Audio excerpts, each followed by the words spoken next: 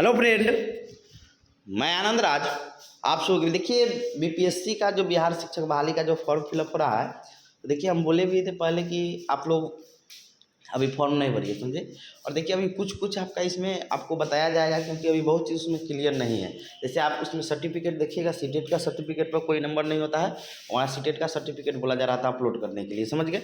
अब देखिए जो बीपीएससी के जो अध्यक्ष हैं डॉक्टर अतुल प्रसाद जी, अब देखिए वो 3-4 गो चीज़ बताए हैं। अब देखिए क्या चीज़ बताए हैं, टीचर डॉक्यूमेंट एग्जाम से रिलेटेड। आपका पहला है कि you need not submit marksheet if you have certificate. देखिए यहाँ पे एक चीज़ समझिएगा, कह रहे हैं कि इसका हिंदी कीजिएगा कि आपके पास यदि सर्टिफिकेट है, समझ गए, सॉरी सर्टिफिकेट, आपके पास सर्टिफिकेट है तो आपको मार्कशीट अपलोड करने की ज़रूरत नहीं है। अब देखिए यहाँ पर मान लीजिए किसी के पास सर्टिफिकेट नहीं होगा तो वो मार्कशीट अपलोड कर सकता है, क्योंकि देखिए यहाँ लिखा है you need not submit marksheet if you have certificate, यानी आपके पास जब सर्टिफिकेट है तो मार्कशीट अपलोड करने की ज़रूरत है। मान लीजिए किसी के पास सर्टिफिकेट नहीं होगा, समझे, तो वो मार्कशीट अपलोड कर सकते हैं। अब उतना क्लियर नहीं है, लेकिन ये क्लियर हो गया कि आपके पास क्या है कि सर्टिफिकेट है तो मार्कशीट को अपलोड करने की ज़रूरत नहीं है। दूसरा कह रहा है इन लैंग्वेज पेपर जो आपका था, जो 75 नंबर का आपका हिंदी पूछेगा, बांग्ला या उर्दू जो भी हो, 25 नंबर का तो इंग्लिश सबको लिए है। तो लिखा है in language paper during exam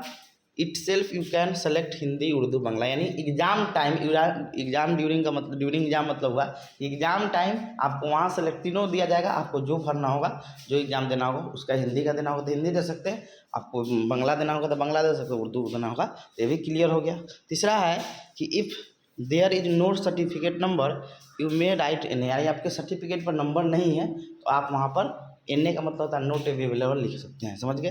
फिर चौथा है it note for BPSC they allow या डेनी सीटें अपेयरिंग का डेट। देखिए अब बीपीएससी एग्जाम कंडक्ट करवाती है, समझ गए, उसको अब अलाउ करना है कि नहीं हटाना है, क्या करना है, ये बीपीएससी के हाथ में नहीं है। जो सीटें अपेयरिंग वाला जुलाई वाला जो हल्ला कर रहे हैं हमको आना चाहिए, समझे, तो उनके लिए बीपीएससी क्लियर कर दिया कि हमारे हाथ में नहीं, सरकार के हाथ में है कि सरकार अलाउ करेगी, नहीं हमारे हाथ में नहीं, उसको अलाउ हुआ है या डेनी कर दे, समझ गए।